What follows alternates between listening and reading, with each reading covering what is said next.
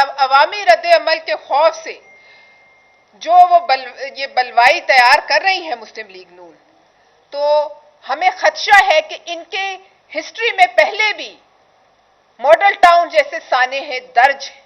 जब इन पर ऐसे मौके आते हैं तो फिर ये कोई भी इकदाम लेने से गुरेज नहीं करते। इसलिए हम इलेक्शन कमीशन को ये बावर कराना चाहते हैं कि वो इस किस्म की धमकियों पर नजर रखें और इनको सीरियस लें, क्योंकि ये इनका जो है इनकी तारीख में शामिल है, सियासी तारीख में, कि चढ़ दौड़ना।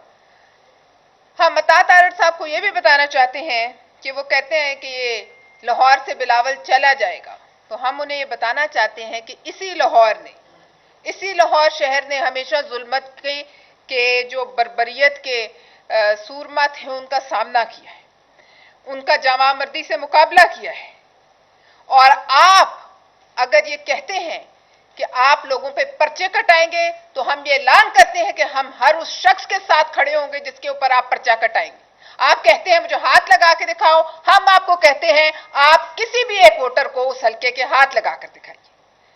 ये गुंडागर्दी नहीं चलेगी, ये उनकी फैक्ट्री नहीं है, ये वोटर है, उनके मुलाजमीन नहीं है कि अतात तारड़ साहब के कहने पर वो जहां कहेंगे वो डर के वोट डाल देंगे। ये एक जागीरदाराना और सरमायाकाराना सोच है और ये उस सोच का मुजाहरा कर रहे हैं और वोटर इसको देख लें। ना बिलावल साहब कहीं जा रहे हैं, ना बिलावल साहब के बड़े कभी कहीं गए हैं। ये तो आप लोगों का शेवा है कि मुश्किल में पार्टी को छोड़कर पतली गली से राह फरार अख्तियार कर ली जाए। और ये मत भूलिए अतात तारड़ साहब कि ये आसिफ अली जरदारी ही थे, बिलावल साहब के वालिद, जिन्होंने आपकी वेंटिलेटर पे पड़ी हुई जमात में पीडीएम बनाकर सांस डाला और शहबाज शरीफ साहब को वजीर आजम के लिए नामजद करके आज जो आप इतना उछल रहे हैं, ये सारी तवानाई के इंजेक्शन ये आपको आसिफ अली जरदारी साहब के तवस्सुत से लगे। और आप ये भी पूछ लीजिए अपने बुजुर्गों से और अपनी जमात से कि इस किस्म के लहजे रखने वाले लोगों ने बाद में आसिफ अली जरदारी के कदमों में गिरकर उनसे माफी मांगी। ये ना हो कि कल को आप भी इसी तरह यही काम आपको करना पड़े और आप भी माफिया मांग रहे हों। लिहाजा मैं मुस्लिम लीग नून की लीडरशिप को भी ये बताना चाहती हूँ कि इस किस्म के मजलिस एहरार की बाकियात जो इनकी मुस्लिम लीग नून के भी नजरिए के खिलाफ हैं, जो कायदे आजम की मुखालफत करते रहे, जो पाकिस्तान बनने की मुखालफत करते रहे, उनको टिकट देकर वो अपना नुकसान कर रहे हैं। और ये सोच आज की जो उनकी कल की गुफ्तगू है उससे अंदाजा हुआ कि 75 साल बाद भी वही सोच उनके अंदर से बोल रही है। और ये लहजा फिरौनियत का लहजा है, ये लहजा किसी सियासतदान का लहजा नहीं, ये लहजा जो है गुंडागर्दी का लहजा है। और वो ना भूलें कि वो एक मुकद्दस ऐवान के मेंबर बनने की जो है वो कोशिश कर रहे हैं। और अगर यही सोच रख के वो इस ऐवान में आएंगे तो आप ये देख लीजिए कि मुस्लिम लीग नून क्या करने जा रही है।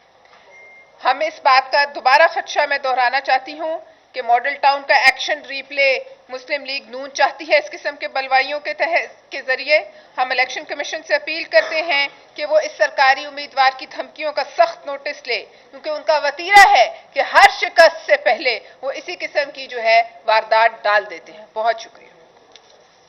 मैडम काइंडली ये बता दें, जो लाहौर में वाकया हुआ था जिसने अतात तारड़ का पोलिंग स्टेशन था और वहां पे वो पैसे बांट रहे थे, वो वीडियो आप इलेक्शन कमीशन में लेके जा रही है, सिर्फ मीडिया में टॉप कर रही है?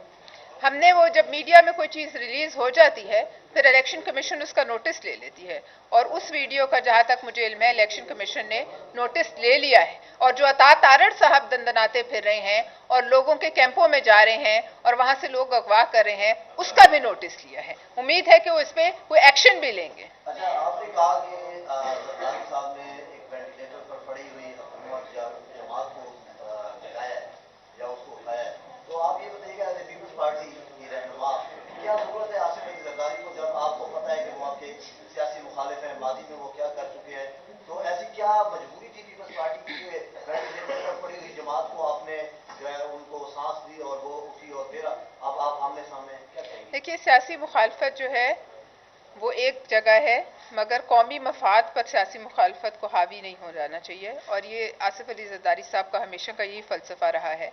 उस वक़्त कौम की ज़रूरत थी, उस हालात की ज़रूरत थी कि उस हुकूमत को चलता किया जाता और उसके लिए इनसे हाथ मिलाए गए। लेकिन अब जो उनके उसके बाद आपने मामलात देखे तो वो मामलात जो हैं उन्होंने अपने सीधे, वो कहते हैं हमारी बात हो गई है, तो जाहिर है ये ना भूलें कि जब बात करने से पहले वो किस पोजीशन में थे और आज वो जिस पोजीशन में है उसका सेहरा आसिफ अली जरदारी साहब को जाता है। वो इस काबिल हो गए हैं कि वो यहाँ इलेक्शन कैंपेन चला रहे हैं और मियां नवाज शरीफ साहब वापस आए। मैडम सेनेटर, आपने कहा कि असाधारण हल्के के किसी वोटर को हाथ लगा के दिखाएं, तो माहौल क्या इस तरफ जा रहा है? देखिए धमकियां, असाधारण की जो जो वो आपके लोगों को गुंडागर्दी कर रहे हैं, तो उसको उसी तरीके से रोकने का कुछ एक्सरसाइज में कुछ इस तरह के हालात बनने के? देखिए मैंने आपसे खदशे का इजहार किया ना, ये धमकियां जब दी जाएंगी तो दूसरी जमात जो है बैठ के अगर किसी वोटर को हाथ लगाएंगे, हमारे वोटर को हाथ लगाएंगे या किसी वोटर को हाथ लगाएंगे जो अपनी मर्जी से वोट देना चाहता है, तो हम उसके साथ खड़े होंगे। वो कहते हैं मुझे हाथ लगा के दिखाओ, हम कहते हैं आप किसी वोटर को हाथ लगा के दिखाएं। उनका क्या हक है कि वो इस किस्म की धमकियां इलेक्शन से चंद दिन पहले दे रहे हैं और कह रहे हैं 9 फरवरी भी आएगी। 9 फरवरी आएगी तो हम देख लेंगे, हम भी यहीं होंगे, हम भागने वाले नहीं हैं। मैडम ये क्या कहेंगे कि नून लीग जब मुश्किल में होती है तो उसका जो हाथ है वो पांव पे होता है, जब मुश्किल से निकल सच है, तो उसका हाथ गर्दन में आ जाता है। ये नहीं, देखिए उस वक़्त के हालात और वाक़यात, ये बात सच है, ये हक है, लेकिन उस वक़्त के हालात इस बात के मुतकाजी थे कि हम कौमी मफाद के लिए ये हाथ जो है थोड़ी देर बर्दाश्त कर लें।